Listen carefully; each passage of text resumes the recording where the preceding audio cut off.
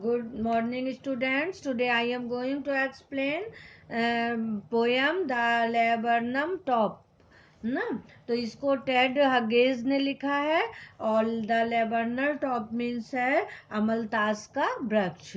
तो यहाँ पे पोएट जो है वो एक पेड़ और एक पक्षी की बात कर रहे हैं कि पेड़ पहले शांत था और जब उस पे पक्षी आ जाते हैं तो वो फिर से गति ले लेता है, लेकिन जब पक्षी चले जाते हैं तो फिर से वो शांत हो जाता है। तो इस तरह से ये जीवन की बात कर रहे हैं, जीवन के लाइफ के एटीट्यूड की बात कर रहे हैं। तो हम इस पोएम को स्टार्ट करते हैं।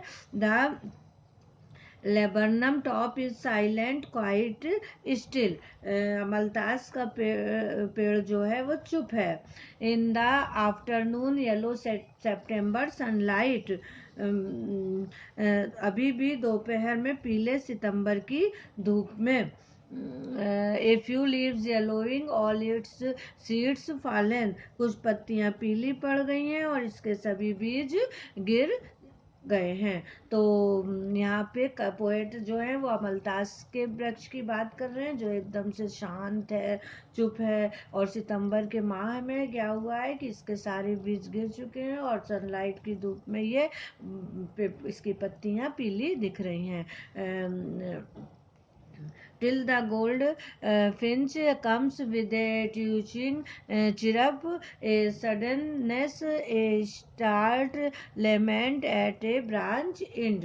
तो till the goldfinch comes with a twitching chirrup, a suddenness, a start lament at a branch end. तो गोल्ड फिंच एक पक्षी है और ये जब तक आता है एक चिकोरी चिरप के साथ, है ना, और एक चंचलता और एक शाखा के अंत पर। Then slick as a lizard and alert and abrupt.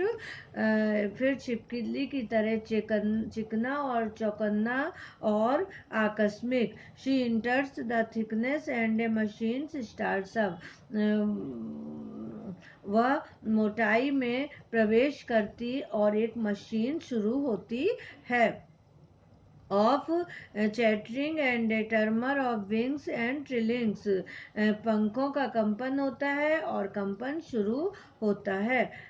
The whole tree trembles and thrills. और पूरा पेड़ कांपता है और रोमांचित होता है। It is the engine of her family. वह अपने परिवार का इंजन है। She stock it full then fruits out to a branch end. वह से पूरी तरह बड़ा करती है। Showing her bared face identity mask. और शाखा के अंत तक झटके से फेंकती है, उसके वर्जित चेहरे की पहचान का मुखौटा दिखाती है। Then with Eric delicate whistle chirp whisperings।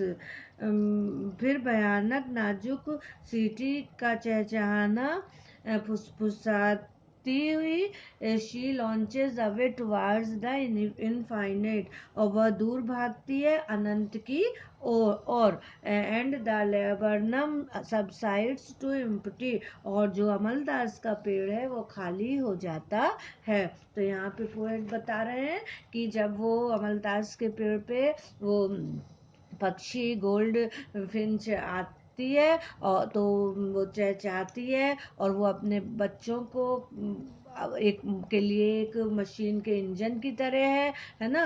और फिर उससे जब वो आती है और अपने बच्चों को खाना वगैरह खिलाती है तो क्या होता है पूरा पेड़ में कपी होने लगती है ना। और जो है पूरा पेड़ रोमांचित हो जाता है और जब वो अपना पूरा काम कर चुकती है तो फिर उसके बाद वो फिर से उड़ के चली जाती है और जो हमारा अमलदास का पेड़ है वो फिर से जो है वो खाली हो जाता है। तो इस तरह से ये पोयम आप लोग को क्लियर हो गई होगी। Thank you.